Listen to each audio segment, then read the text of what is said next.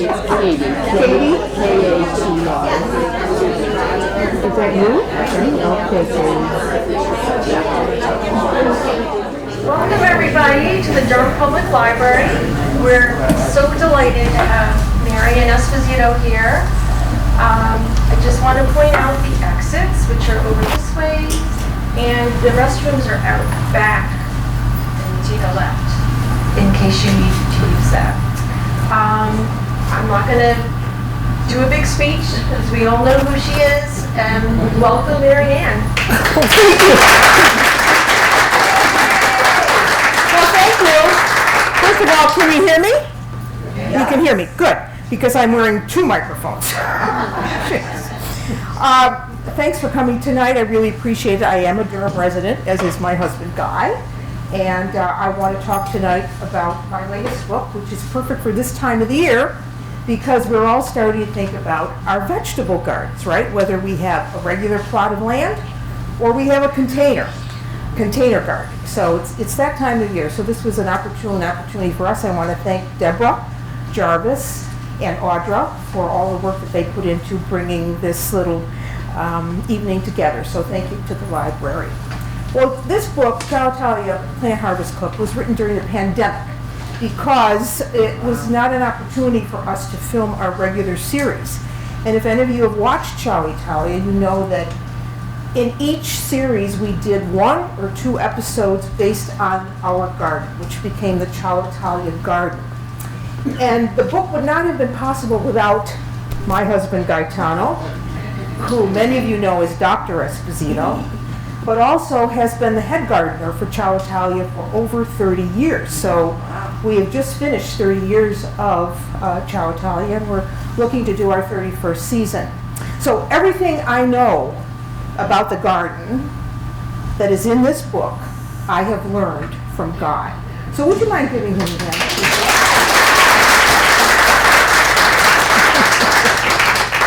She's too modest. So tonight we're going to talk in tandem about the slides that you're about to see. I'll try to keep them brief. If you have questions, we'll take them at the end. We also have some goodies for you to try tonight, focaccia, recipes that are based on what are in the book. So you'll be able to enjoy those, let's say, during the question and answer period. And if you are interested in a book, a signed book, my neighbor, Ginny, you want to stand up, please? Ginny, please. Ginny is also a helper in our garden, so she will be handling that. But in the back, I see 2 more Ciao Italia assistants. Would you mind standing? John and Anita Oitman, who live next door to us. And I love when they come to the garden because then I don't have to be up there. But who's weeding today? Oh, it's John and Anita. And so that's always wonderful. So how did this book come to be? Okay, it was written, as I said, during the pandemic. But when I started thinking about it, I wanted to put in this book vegetables that Italians use on a regular basis, and how even if you don't want to have a garden, you could use the over 120 recipes that are in the book based on vegetables that you could get either at your farmer's market or from your neighbor or in your grocery store. So they have an Italian twist to them, obviously. So this is the title of the book. And I get a lot of my inspiration for the recipes from, of course, being in Italy. And we've traveled in Italy a great deal over the last 30 years. And the first thing I do is make a beeline for the markets, because you can learn a great deal about the culture of a country by studying what they eat or just looking at what they eat. So when I'm there, I pretty much get into a meditative state to think about, what is it about this market that I love? I told you that Guy is our head gardener. So this is Guy in the garden, and I'm going to let him tell you just a little bit about why he's on bended knee. Well, Can you hear him? Can you hear him? Not great. I've been trying for 40 years to figure out how to create. It's not working. Yeah. So anyway, being a physician and having 2 small kids and a very energetic wife, I tried to figure out how to do a low maintenance efficient vegetable garden. And I've been working at this for 40 years. I still haven't conquered it though. Because, but anyway, as we go through this, my purpose here is to teach you some of the tricks that'll make your gardening experience much easier, save you some time and some work. How many people have gardens here? Oh, good. Good, that's good. Okay. How many people are interested in having a garden? Okay, very good. The big thing about a garden is everyone, you get real excited. 3 days spring's here. And you get real enthusiastic. You go out and you buy a whole pile of seeds, and you pick a spot, you dig it up, and then you plant stuff there, and you plant everything. You plant the wrong vegetables when you're a neophyte. You plant them too close together. You don't till the soil. You haven't tested the soil, and you don't mulch. So come June, you're overwhelmed with weeds, and you go around, and it's a jungle, and you say, I've had it. I'm never doing this again. So the big things are, you want to start small. You want to pick easy vegetables, lettuce, tomatoes, cucumbers. Most of the time you can't fail with those. Some herbs like basil here. And what this is exhibiting is I'm in front of some basil there, and the basil is planted under metal hoops. You can see it, maybe in the back you can't, but there's hoops over those rows. And we cover the basil with something called remade, which is a floating row cover. It's a gossamer fabric you can see through, and it prevents bugs from getting on the vegetable, prevents the wind from damaging the basil, which it does. It makes it tough. It makes it like rags. So these are some of the tricks. You want to plant things vertical.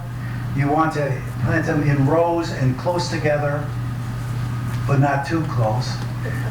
There's tomatoes in the back, and you'll see these later too. They're in cages, because if you elevate them, then they don't get dirty. They grow better. They get less disease. You have pole beans, which is a great crop. I've got a real winner for you. I'll tell you about that. And you can see, you lay it out, and in the end, it really becomes a very pretty thing too if you lay it out right, and you treat your plants right, and you protect them with mulch. Which in the garden, we use black plastic mulch we plant through, and in the rows, we put straw. John and Anita are expert straw spreaders. Perfect straw spreader. Let's go ahead. Okay. So this is an overview of some of the vegetables that are in the garden. How big is the garden again? You want to tell them? It's 60 by 30 by 25. So it's about a third of an acre. And believe me, you can grow a lot of stuff in a third of an acre. This garden feeds 3 families in our neighborhood. Actually 4. Our neighbor Jenny, she helps too. She has all she wants. John and Anita, family, and across the street. Hey, check. So Hey, Guy, your mic went out. Did it go out? Okay, I'm going to go to the next slide while you fix Oh, that. this is dead. Is this working? Okay, so while he's fixing that, let's talk about how the book is divided. I divided the book into the early spring garden, which means cool weather crops, like lettuce. And the second half of the book deals with the summer and late summer garden. So in the spring, of course, you say cool weather crops. Lettuce. Marianne, Yes. excuse me. Go back to the previous slide. Just the point I want to make here is, you see how I'm never going to get through all these slides. Absolutely. I hear that every time we do this stuff. Perfect. So anyway, the point I want to make here is the tomatoes. You see how high they grow, and how much space you save by not letting them sprawl over the place. You put them in little metal cages. Plus, they see how nice and clean they are. Down here is cucumbers in the front here, and then there's also, those are zucchini and pumpkins. And in the back, we have a lot of tomatoes. I plant about 5 different types of tomatoes. It's important when you're picking your vegetables to pick something called All-American Winners, and because they've been proven to be pretty reliable in our area, in any area in the country actually. And this way, if you have 5 different types of tomatoes, one gets disease that year, no big deal. The other thing is you get a steady crop for about 2 months.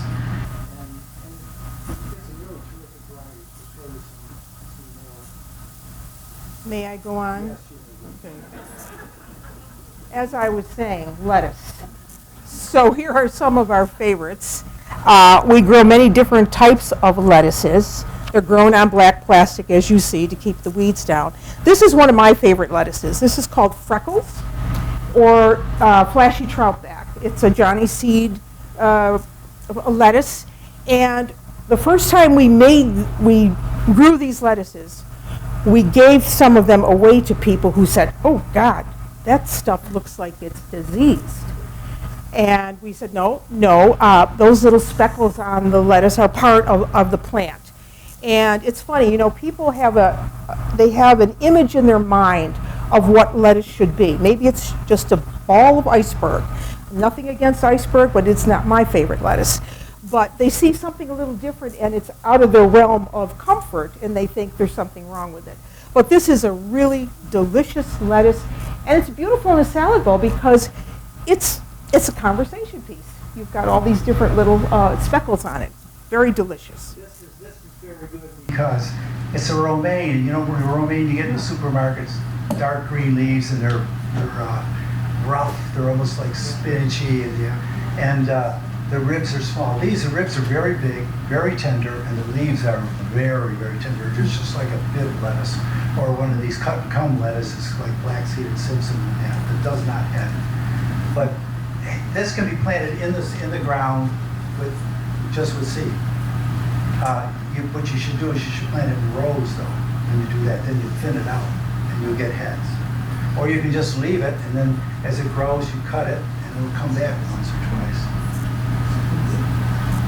This is a real early garden. This is another leaf head. This is a loose leaf head lettuce. There's loose leaf heads and compact head lettuce, and there's a romaine type that gets very tight. And how many varieties of lettuces did we have last year? We had 8. 8 different varieties. See, some will do well in the early spring. Some will do well in the early to mid-summer. Almost all of them will bolt. In other words, they'll send up flower stalks in August. But then you plant some in August, and you'll have it in September, October. You can have lettuce in Thanksgiving. In fact, every year we have lettuce at Thanksgiving from the garden. What you got to do there, though, is what we did in the spring on that other picture. You saw those hoops there, and they were covered with the gossamer fabric. We do the same thing in the beginning and end of September. You get another 2 months of seasoning. That extends your gardening season here. Here you really only have May, June, July, August, a few weeks of September. If you use this stuff in April and May, and you use this stuff in October and November, you add a lot of time to your garden. A lot more work, but you get a lot more vegetables. Okay. Another cool weather crop, of course, is spinach. And this is a lettuce, a vegetable that most people mistreat. Because when you buy spinach in the grocery store, the tendency is you want to boil it, unless you're going to use it for a salad green, which is perfectly fine. But the worst thing you could do to spinach is to boil it, because spinach is 90% water to begin with. So the better thing to do is to, yes, wash the spinach and trim it if you have to. And then just with the water that's left on the leaves, put it in a pot with a cover over low heat and just let it wilt down. This way you will be cooking the spinach, but you'll also be saving a lot of the vitamins and the nutrients that would otherwise have been just washed away in a big pot of boiling water. So try that the next time you're getting spinach, either from your own garden or from the grocery store. Don't boil it, because you're only adding more water. And by the time you drain that and you press on it to get out all the excess water, you're left with just about nothing. There's that flashy trout back again, which is a beautiful picture. And then besides early spring vegetables like the spinach, like radishes, like lettuce, you could put your herbs in. Now this is rosemary. We live in New Hampshire, and that means that you cannot leave rosemary in the ground during the winter months. At least we can't. And we live close to the water. So what we do is plant this in a pot, put the pot in the ground, dig a big hole to receive the pot, leave it in the ground until the weather is really going to turn bad. October, end of October. Yeah, and then yank the pot out of the ground, bring it into your garage or someplace where it isn't going to freeze, and it will kind of winter over until you're ready to put that pot back in the ground again. You want to say anything about that? Well, when you plant this in a pot, this is really a desert plant. It grows into great big huge bushes in Arizona, for example, a Mediterranean type of climate where it's very, very warm. So what you want to do is when you're going to put it in a pot, you want to put some stones in the bottom, some gravel, some small rocks, and then you want to put a little bit of sand, and then you want to put your plant in there with lots of fresh soil. And when you put the pot in the ground, you want to put some more rocks in the bottom of the hole, and that way this thing gets good drainage. The problem with this, with rosemary, is that people water too much and it kills it. So it needs really good drainage and it'll grow like crazy. Good drainage and sun. Here's another herb that maybe a lot of people don't know about. This is something called sorrel. And if you've heard of sorrel, maybe you think French cooking, and that would be correct. Sorrel is used to make a soup called sorrel soup. The problem with sorrel is once you put heat on it, it absolutely turns a mucky brown color.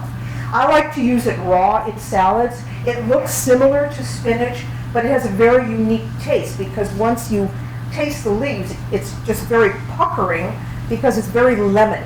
So I wouldn't say make a salad just with this, but you could add it as an addition to a salad bowl. So sorrel is a wonderful herb.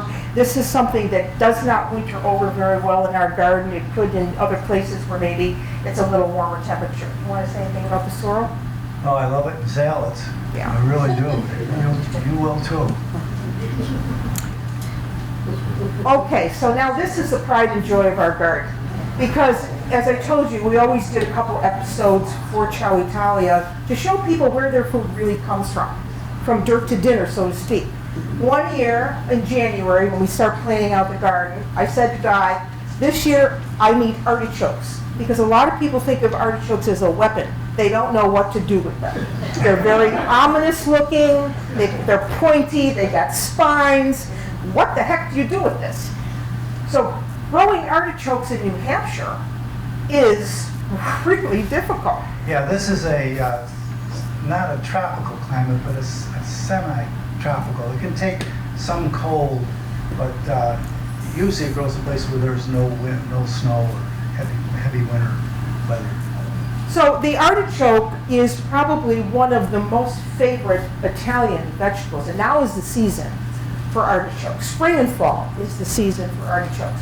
Most of the artichokes we get come from California, from Castroville, which is the artichoke center of where we get most of the artichokes from. This is a globe variety of artichoke.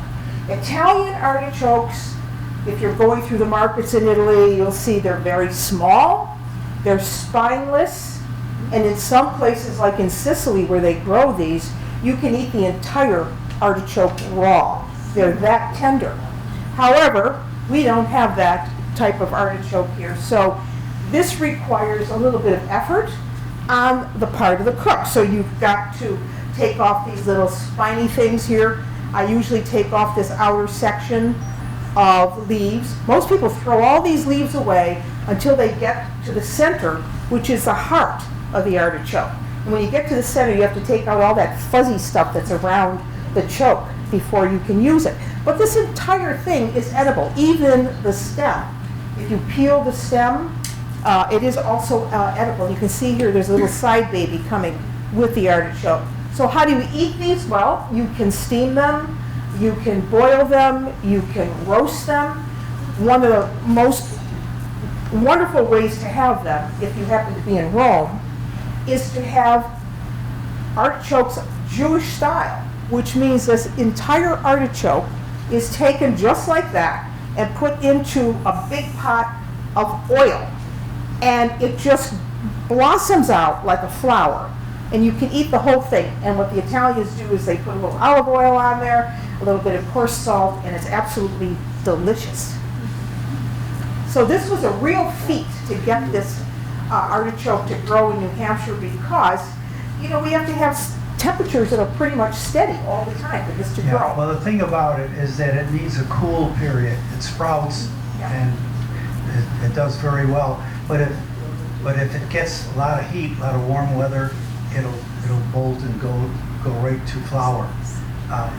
So what you have to do is you start the seeds, then you have to have 6 to 8 weeks of temperatures between 30 and 45, 50 at the most. And then in the end, anyway, that's how you get the artichokes. If you don't have that dormant period and then put them in the garden, you won't get any artichokes.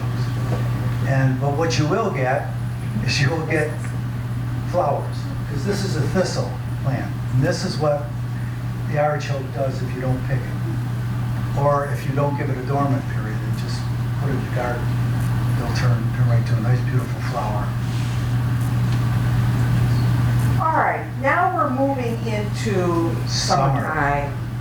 You want to tell them about your famous cucumbers? Well, we planted about 6 different varieties. Last year we had a disaster. I don't know why. We got about half a dozen cucumbers.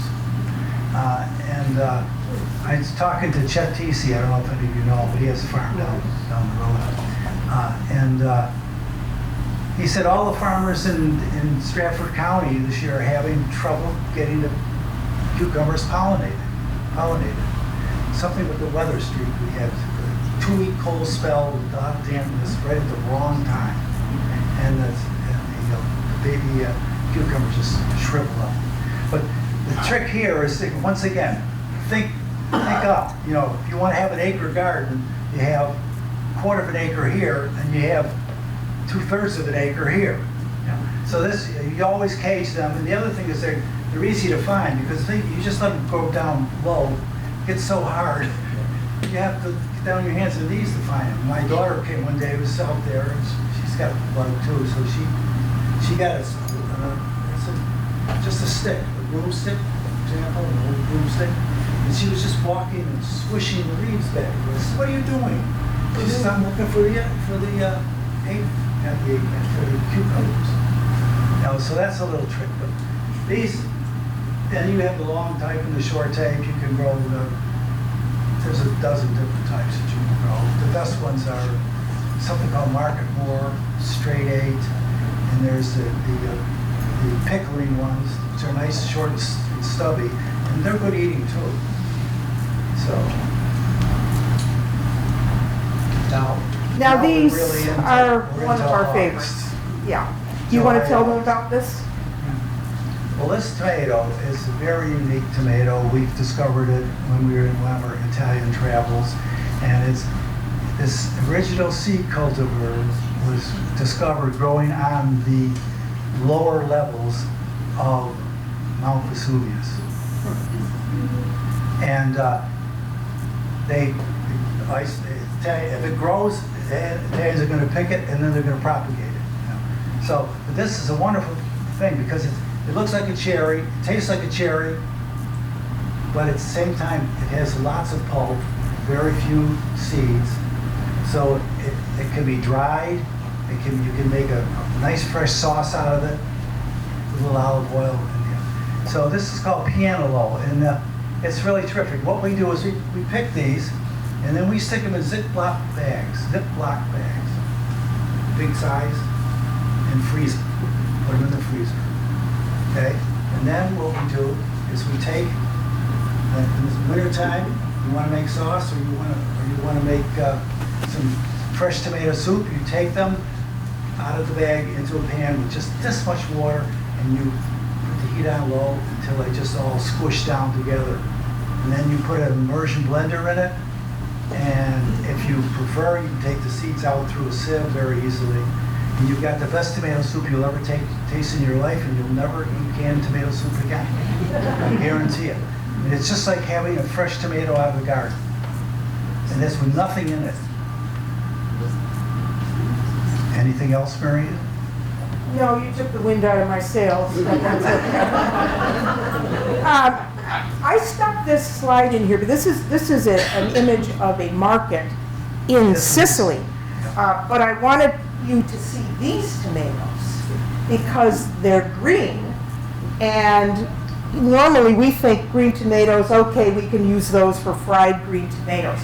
But in Italy, believe it or not, this tomato is preferred for salads. Italians like their tomatoes slightly on the greenish side when it comes to salads. So I was struck by this when I saw it, and I thought, you know, I talked to the fruttivendolo there, and I said, why are you selling these tomatoes? And he said, because this is what we like for our salad. So yeah, this is called Pantano, and it's very vigorous. And when we grow it, we let it get a little bit redder. yeah. Yeah, but you can't just take any green tomato and slice it up and put it in your salad. The Italians have been very crafty. 2,000 years they've been breeding this stuff, and they know they have selected out the good stuff. So, but this is a very interesting tomato.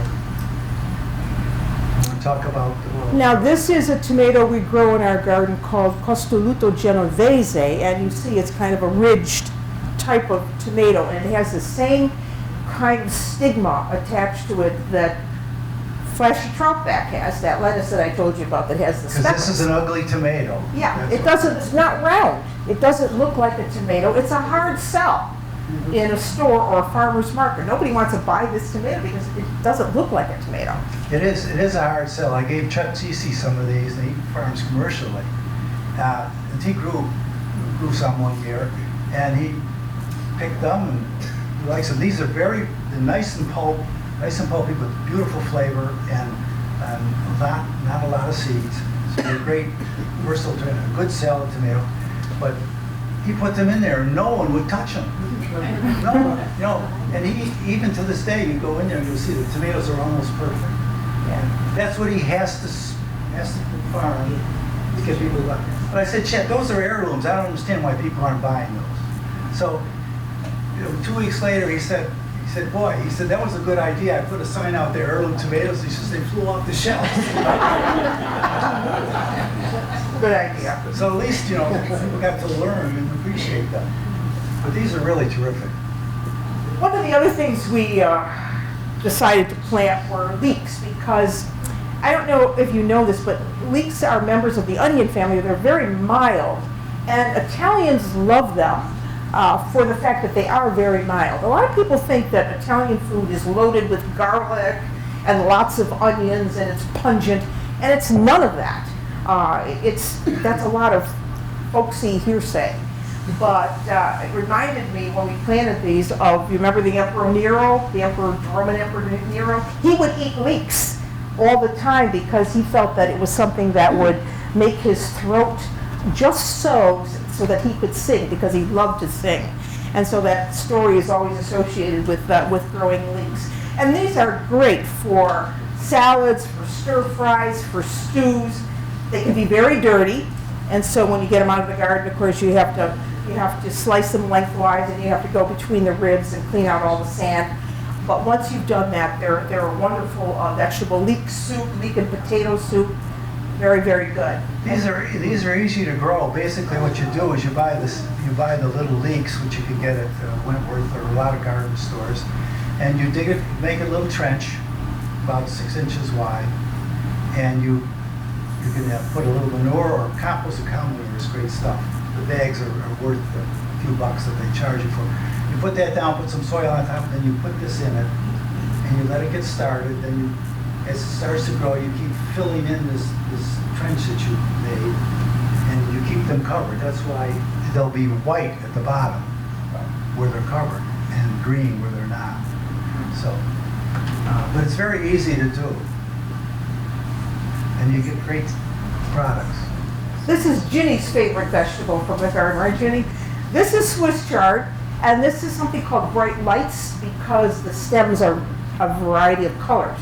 They can be orange, yellow, red, and Swiss chard is used in many, many different kinds of Italian regional dishes. One of the favorites that I like, and I know Ginny likes too, is a two-crusted pie that is made with Swiss chard and with a little bit of sugar. There's orange peel.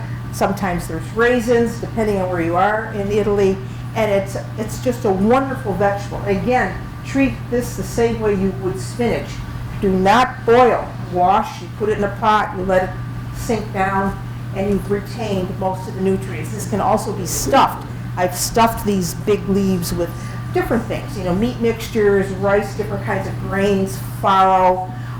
It's a very, very versatile and really nutritious vegetable.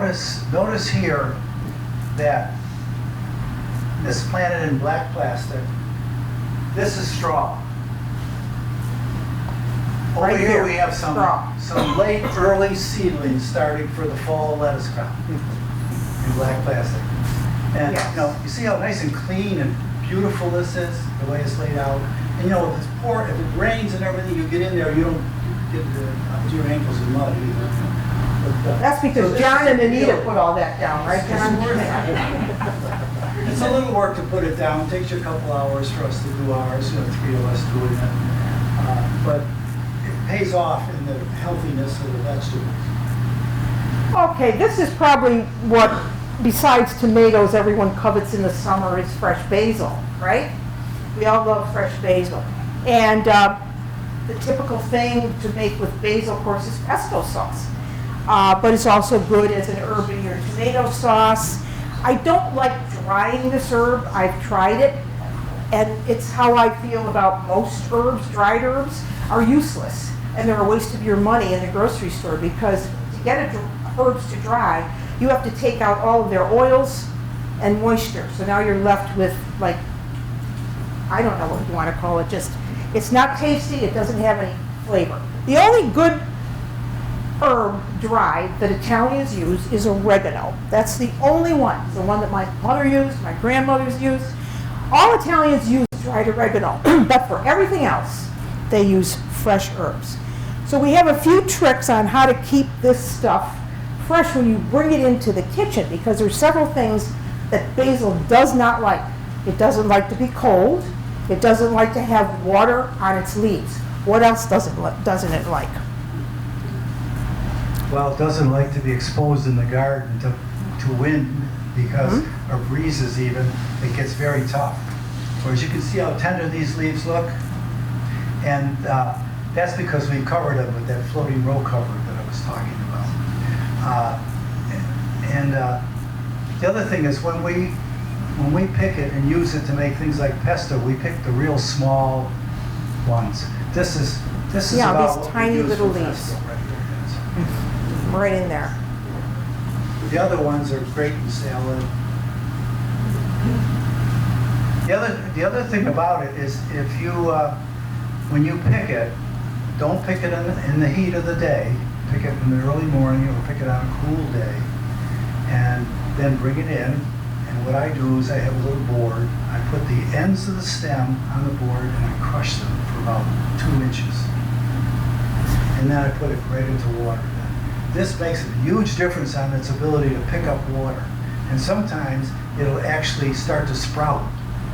You get new roots and you get new plants. It doesn't happen a lot, but the big thing is that you will have basil that will last a week or two.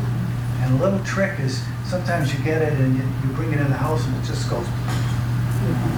So what the trick is to put a clear plastic bag over the basil that you've crushed the stems and put them in water. And the next morning it'll be like it was growing in the garden. And whenever you want some, during the day you take the bag off, at night you put it back on, and when you want some you pick it and you put it in the salads. It's almost like having your garden in your kitchen. Stuff. All right, eggplant, and we grow several kinds. This one is called Anina, and it's a striated eggplant, as you can see. And I neglected to say earlier that for all of these vegetables that we're showing you tonight, in general, this is a good thing to remember. You always want to get them small, when they're small size, Younger because they are less seedy. This is a perfect example. Most people who buy eggplant in a store say, oh my gosh, I gotta bring that home. I'm gonna make a Parmigiana, so that means I've gotta slice it all up. I've gotta salt it. I've gotta put a weight on it. I've gotta wait till all of the salt is out of it. I've gotta rinse it and dry it, and then I can use it. What happened to our slides? I don't know. But you don't have to do any of that. I do none of that. But the reason I do none of that is because I always pick these small. You don't want this bigger than about 7 to 8 inches. Also, this eggplant has been bred to be very sweet and with low amount of seeds. The flesh is very pinkish white, and it is much easier to work with than the others. The other thing about this is just that Chet Tisi grows this. So if you haven't ever eaten this, get it. What I like to do is I just take it and I slice it into rounds, spray it with olive oil, put it on the grill, 1 minute on either side, and it is delicious. It's fantastic. It's so simple. Another variety is something called Dancer. Again, you want to pick those small. These are great for stuffing. One of the ways that they like to use them in Sicily is to cut them lengthwise, take out most of the pulp, but leave like a wall of a shell, about 1/4 of an inch thick. And then you're cooking the pulp with onions and capers and raisins, and you stuff this with couscous, which is typical to Sicilian foods, and you bake it, and it's absolutely delicious. So you can stuff these, you can fry them, you can do what Guy just said, you can put them on the grill, you could marinate them, put them in olive oil. There's so many ways to have them, and eggplant in Italian is called melanzane, which translates to mad apple, because at one time, like the tomato, it was looked upon with suspicion. Yeah, it's in the nightshade family. It's a nightshade plant, like the tomato, and so it got that name, melanzane, mad apple, because if you ate it, you probably would go mad. But somewhere along the line, somebody did eat it, and they survived. So, okay, Gaetano. Now these are pole beans. Okay, these are pole beans, and this is real easy, simple trellis. You take 4 or 6 foot stakes and make a teepee out of them, and then plant the seeds at the bottom. And then they grow up, and they start producing beans. Now this particular plant is a yellow bean, yellow flat bean that does not get tough and stiff if it's on the vine too long. Most of the beans you have to pick the day or two within their ripe state, otherwise they're useless. These will last a little longer. The other thing, but you don't really have to worry. The thing about this is, and John is amazed with this. Last year, he planted it for the first time with me, and this thing is called a miracle of Venice because it literally is a miracle. You can go down this row when there's beans on there. You go down one side, you can back up the other side, make sure you don't miss any, and then the next day you go out there and you'll see more beans. And 2 days later, you have to go down the whole thing again, and you get just as much beans as you got 2 days before. It's so incredibly prolific that it's called the miracle of Venice. So there's a close-up there's of the the bean. miracle of Venice. This is also great marinated in a salad. So Yeah, this is a great way to use it. It's a great way to use it with mint and garlic, extra virgin olive oil, a little maybe white balsamic vinegar or lemon juice. And see how nice and long and flat and thin they are. They're tender. You can eat them raw. I usually don't eat beans raw. Zucchini, don't we all love it? Especially when we find it on our doorstep, right? And these are zucchini flowers. They are. You don't want to pick too many of these in your garden because if you do, you're not going to get any zucchini because you won't get any pollination, but they're wonderful stuffed, you know, with cheeses or with breadcrumbs. Some people like to do like a rice stuffing with them. Then they're covered with tomato sauce baked in the oven. They're absolutely delicious. Everything that we're showing you tonight is part of what is known as the Mediterranean diet, which, for the 10th year in a row, has been named the best diet in the world that you should follow. So one that's a diet based mainly on vegetables, grains, pasta, little meat, very little meat, fish, extra virgin olive oil, fruit, and exercise. So again, you want to pick these small because they are much tastier when they're small. This is called This is Romanesco. this is the Romanesco. There's also one called Florentina, Yeah. and I think this might be Florentina because the ribs are bigger. But anyway, the whole thing about these zucchini is don't plant the green torpedoes that you find in the grocery store. They're watery. They have big seeds. The flesh is even when you pick them early, it's a little bit soggy. But the Italians, this type, very low seeds, beautiful flesh, and it has a nutty flavor. It's so good you just chop it up and saute it a little bit, and you can eat it as a vegetable at the table. Also, it makes a great pasta dish. You know, so, and like I say, it's prolific, and you know, just be sure in the summertime that whenever you park your car, that you lock the doors in August. But you might be lucky and get one of these, you know. But don't bother with the green ones, the brown green ones. We had so many of these one year that I was at desperation point, and I thought, what the heck am I going to do with these? So I got out my dehydrator, and I cut these up into thin rounds. I put them on the dehydrator. I made zucchini chips. You know, then I put them with hot salt and pepper and Yeah, it's pretty pepper good. flakes. It's pretty good. They were pretty good. Okay, this is something called corno di toro. Corno This is di a toro. red sweet pepper that's just to die for. You know, you could fry these. Just great, eat them raw. These have they're very thin walled, so Yes. they've got such a nice sweetness about them. You can stuff them, you can grill them, you can marinate them. Corno di toro means the horn of the bull, because the image, the shape of the pepper is like, have you ever seen the red horns that Italians wear around their neck to ward off the evil spirits?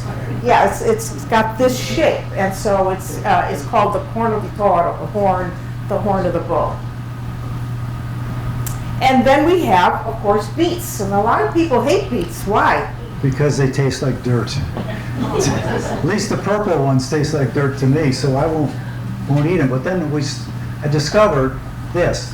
It's a yellow beet, and also the Italians have something called chioggia, which is a red beet, but when you cut it in half, it looks like a barber's pole because it's red and white stripes. You know, and this one and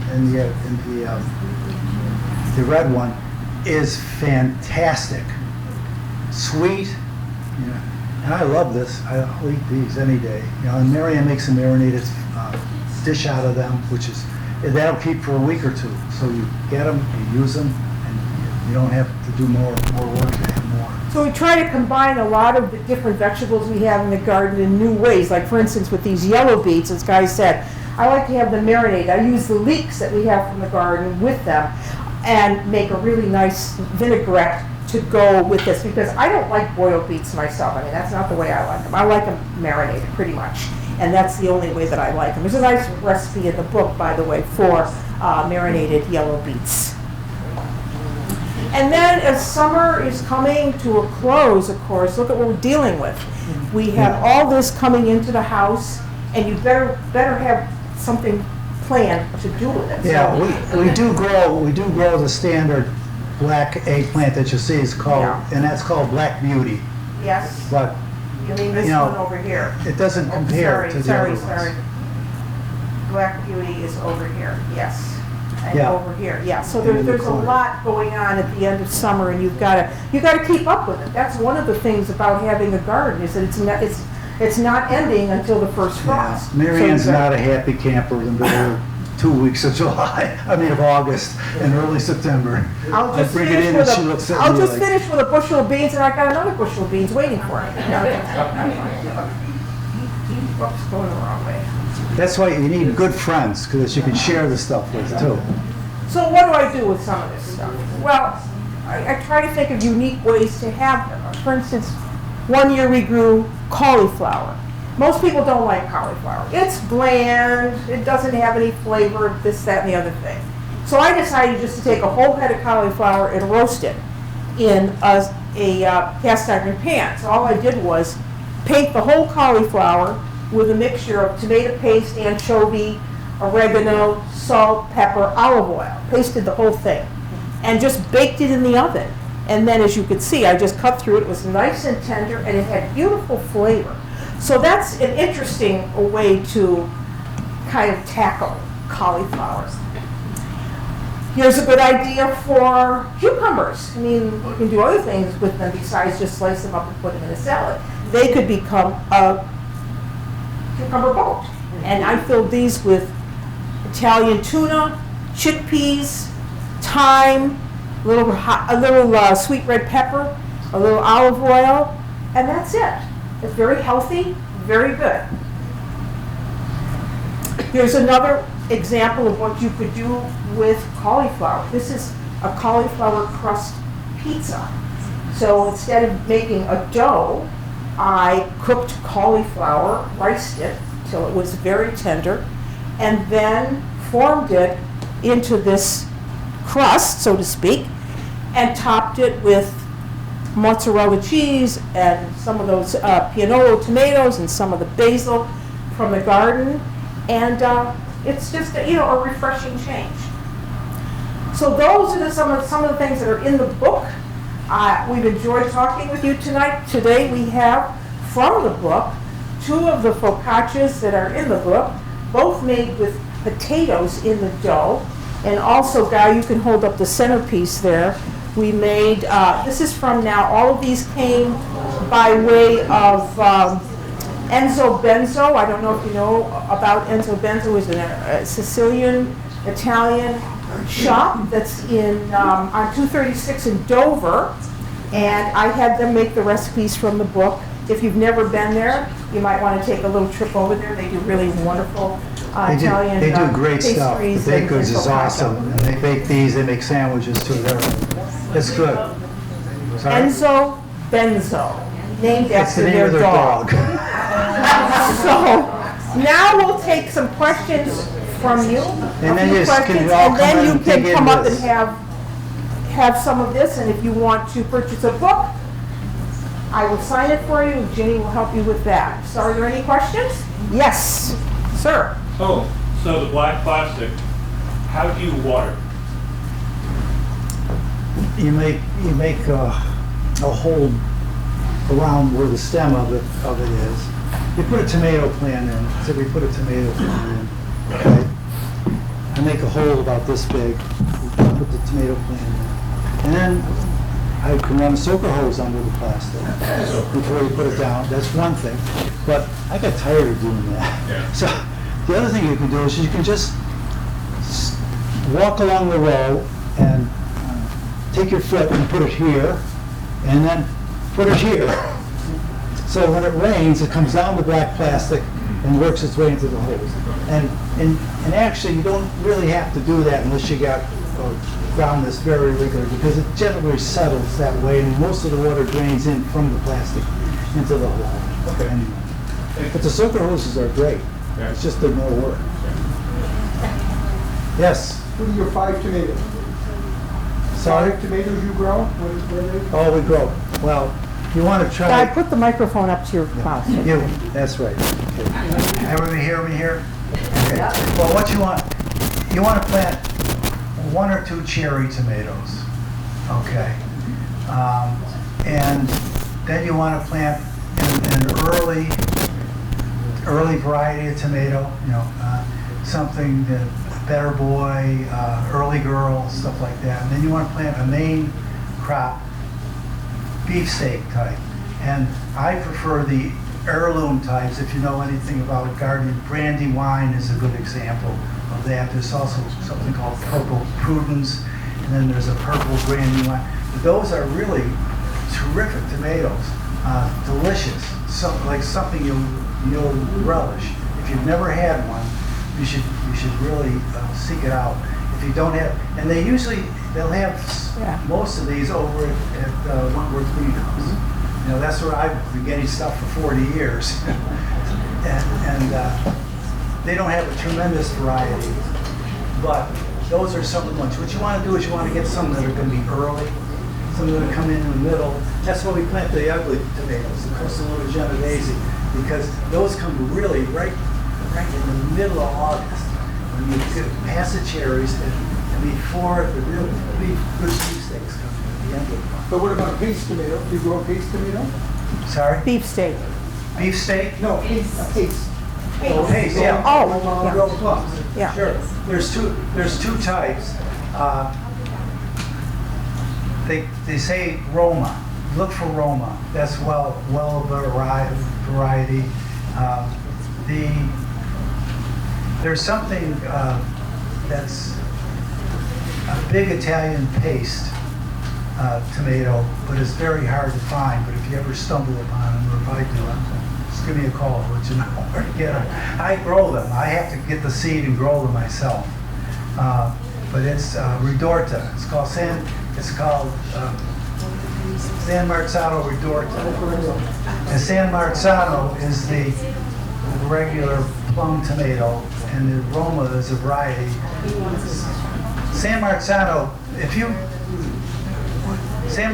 tomato, to be at San Marzano tomato, for you to buy it in a can, okay, 9 times out of 10, if you're not careful, you're not going to get a San Marzano tomato. San Marzano tomato can only be grown around in the San Marzano area, on the southern side of the Vesuvius Mountain in Naples, and it has to grow in that area. And then it's canned in that area, and then it's on the can, and it says the consortio. There's an approval body that, so if you can't sell this to San Marzano in Italy unless it's really grown in that area. So, but everyone says, well, San Marzano. It's not. So, thank you. But I would say the plums are good for sauce. Yes, ma'am. Sorry? Oh, Johnny's is a good source. Okay. There's a place that I just stumbled upon. Friends told me about it. It's called Heritage Seeds. No, not the Heritage. What's wrong with Frankie? No. Johnny Frankie Heritage. Yeah, it'll come to me. Anyway, it's Creek. Baker Creek. Baker Creek. Yeah. Baker Creek. I just stumbled upon this. That's why I'm not too familiar with it, but my friends swear by it. And I went through their catalog and everything, and I was impressed because they have a 400-page catalog, which is too crazy for anybody. They have a nice catalog online that you can order really easy. And the seeds are priced reasonably. $3 for a pack of seeds. You know, you can't buy anything nowadays. It's 4 or 5. And free shipping. And they charge no shipping, Yeah. which is really nice. Baker Creek. Baker Creek. Baker Creek. Yes, ma'am. How do you prevent your basil plant from flowering? I'm sorry. How do you prevent your basil plants from flowering? It starts like flower. The basil plant. How do you stop the baby? Yeah. How do you stop the flowers? You can't. You can keep cutting the tops, Yeah. and that'll slow it down. But eventually, it's going to flower. Okay. Yeah. So get them in their medium size. Okay. 8 to 15 inches. All right. Thank you.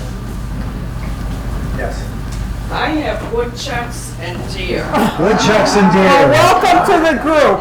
I've given up. It's very hard. It's very hard. If you have a small little plot, you can get a fence about this high, wire fence. You know, they have very. I did electric fence. Yeah. You did, and they still got some? Yeah. I have an electric fence, and we have everything, you name it, deer, woodchucks, possums, rabbits, you know. And I've been fortunate enough to not have any real problems until this past year when the chipmunks and the squirrels went crazy with our tomato crop. You know, so it's a problem. It's a real problem. I had one woodchuck actually tunnel under the fence and then hide in the garden under one of the black plastic mulches. And he was for a week he was having a feast like you couldn't believe. And one day I'm out there, I can't figure out what's going on. Where is he? So I'm walking and I stepped on the black plastic and my foot went down about a half a foot, you know, and that found his burrow. And believe me, we got rid of his gene pool from We drove him out to Lee. That's right. Who lives in Lee? No, I put him in a half-hour trap and I take him way out 3-4 miles away. Just turn him loose someplace that's totally wild. Yes. Mary Ann, did you say you made this focaccia? No. This is a recipe from my book Yeah. that Enzo Benzo made for us tonight. I asked them to make it. It's great focaccias. And I've had everywhere. the secret ingredient is potatoes. There are potatoes in the dough. So that's what's making the dough so very moist. This is a typical pizza that comes from Puglia at the heel of Italy, from around Bari. Bari is one of the principalities of the region of Puglia, and they make this type of pizza there with potatoes, mashed potato in the dough. Yeah. So I'm glad you like it. I'll tell them. What is it garlic? They have oregano, a little garlic. There should be tomato on there. I can't see. I haven't had any, but The big chunks of tomato? yes. And now this time of year, you know, it's tough with the tomatoes because tomatoes are not in season. I like to think of, you know, just cooking in season. So I would make this when we were having a lot of those PMOs coming out of the garden because it would be just spectacular. But I'm sure it's very good because they do really good stuff. Another trick you can do with your tomatoes is to dry them. A simple food dehydrator costs you $45. And you dry them until you cut them in half and put them in, and you dry them until they're rubbery. You don't want them to bone dry. You want them still to be a little bit soft. And then what Mary Ann does is she'll dip them into wine vinegar. I dip them into boiling vinegar, red wine vinegar. It seems ridiculous because I'm taking the moisture out to begin with by drying them, and now I'm putting the moisture back in. But Well, the reason just- I'm just doing a that little. is because by putting these shrivelly tomatoes now in boiling vinegar, I've set the color, I've set the flavor, and I've killed anything that could have been on that tomato. And then I put them in jars of olive oil, make sure they're all under oil. I cap them, and then you do them in a hot water bath. You do them in a hot water bath. I never do because I can't trust that everybody's going to do what I do. So I would say to you, you process them in a hot water bath. I keep them in the refrigerator, and I've had them there for a year. And I take them out and use them as I need them. I make sure that there's always oil over the rest of the jar from where I have dug out the other tomatoes, and that always works well. Yeah, well, the big thing about gardens, are there any other questions first? Yeah. All right. Yes, sir.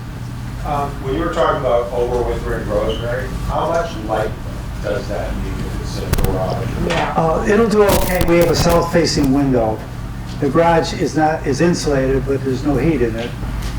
Temperatures get down to low 30s in the area of the garage I keep this in, and it's a south-facing window, and they're just sitting in the window there. And they got to remember to water them. Not a lot, but you got to check it every couple of weeks, and when it's dry, you give it a good slug of water. Well, anyway, we're talking about this, about the different things you do with the garden and everything. I think the most important things to me is I get to choose a lot of things that you never get. Okay, a lot of different foods. Like we showed you all these different things that you get that are much better than what they throw at you in the supermarkets. or that the commercial growers grow, because it's, why do they grow it? Because it's easy to grow, easy to harvest, and it keeps it fair. Well, so you know what, you get to pick what you're growing, and you get, and you wind up in the end knowing what you're eating, because you know how it was grown. So you eat really healthy. And the other thing is you get through the whole summer, and then by doing these simple tricks of keeping some of this into the winter, you have, I think, a safer, better, more healthy life. Any other questions? Okay. Yes, ma'am. What was the name of that fabric that you put over the basil? It's, just tell them floating row cover. They have it at Wentworth Greenhouse. Yeah. Agway will have it. You know, you can find it online. Well, we hope that we've helped you with some of your garden questions and ideas, and hopefully you will have wonderful gardens this summer. If not, you know, there's always your farmer's market, so take advantage of it. So thank you all for coming. And Thank you. thank you guys, There's more focaccia up here. If you Yeah. have it, please come get it. If anyone would like a book, I'm here to sign them. Okay. Yeah, it was good to see you. You too. Oh, yeah,